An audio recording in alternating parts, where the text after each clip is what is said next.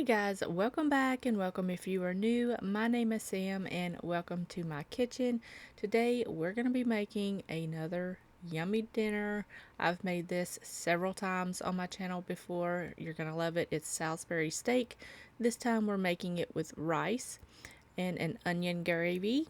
And then we're going to have some green beans on the side. A super simple dinner. I am so sorry that I missed last week. I was sick, but I'm back now. Still a little stuffy, but we're going to pull through. We're going to go ahead and start on this dinner. We're going to start out with making the rice. You've seen me make rice many times on this channel. It's so easy. I love to use my Instant Pot, so I'm just going to get 2 cups of rice and 2 cups of water. Put that in my Instant Pot, pop the lid on here, and set this to the rice function, and make sure it's set to seal. And the Instant Pot does its thing. I just let it go.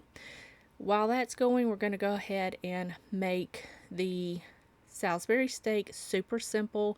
I've got 2 pounds of ground beef. I'm doubling this recipe, so I will leave the link to this in the description box below so you can check all of this out. But we're going to go ahead and add some breadcrumbs, some spices. The amount will be in the recipe, so you can check that out. I'm going to add some ketchup to the ground beef, breadcrumbs, spice mixture, along with some Worcestershire sauce. And we're just going to go in and mix this together. You can do this by hand or you can do it with a fork. Whatever you prefer, you do that. You just don't want to overmix the meat mixture because then it will get tough. So I kind of do like this claw motion into the meat, so that way it incorporates everything together well without making the meat too tough.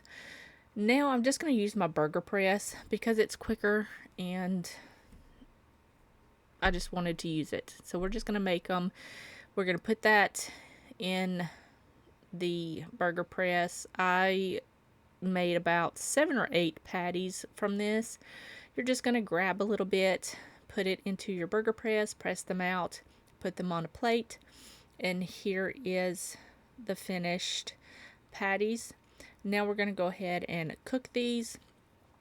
I like to use olive oil and butter.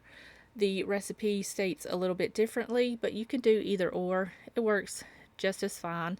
So I'm just going to add the oil and the butter in there on medium-low heat.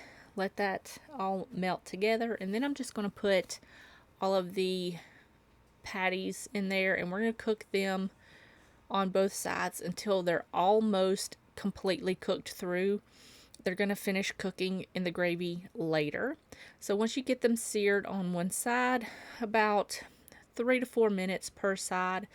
And then you're just going to flip them over, cook them another 3 to 4 minutes on the other side, and then you're going to take these out and put them on a plate, and you're just going to set them to the side while we make the gravy.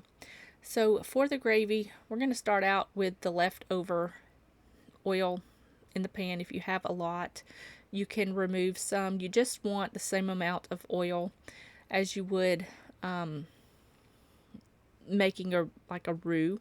So I've got about 2 tablespoons of oil in there, and then I'm going to add the onions, and I'm going to season the onions up with some salt and pepper, and you're going to cook these down on about medium-low heat until they are very tender. This took me about 20 minutes, but if you want them a little bit more on the crunchy side, you don't have to cook them that long. So while those are cooking down, we're going to go ahead and add we're going to make some green beans, some stewed green beans. This is also on my blog, on my website, so you can make these as well. They're so easy and absolutely delicious. So we're going to add some water to a pot. I add a little bit more water than what I needed, so I ended up draining that. And then you're just going to add some chicken broth powder and some bacon grease. And you're just going to let that cook until they're very tender. In the meantime, we're going to go back to the gravy. Once the onions are nice and tender, you're going to add some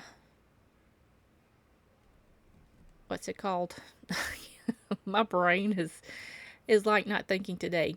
But we're going to add whatever that was, and then you're going to add some pepper. I don't add any extra salt to this because broth the broth has salt in it, so you can adjust the seasoning later. Once you add the salt and pepper, you're going to add some ketchup to that, as well as some like a cornstarch slurry. It's about 2 tablespoons of cornstarch to about maybe a quarter cup of water.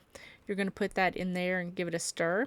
You're going to add the patties back into your gravy, and you're just going to pop a lid on this and let this cook.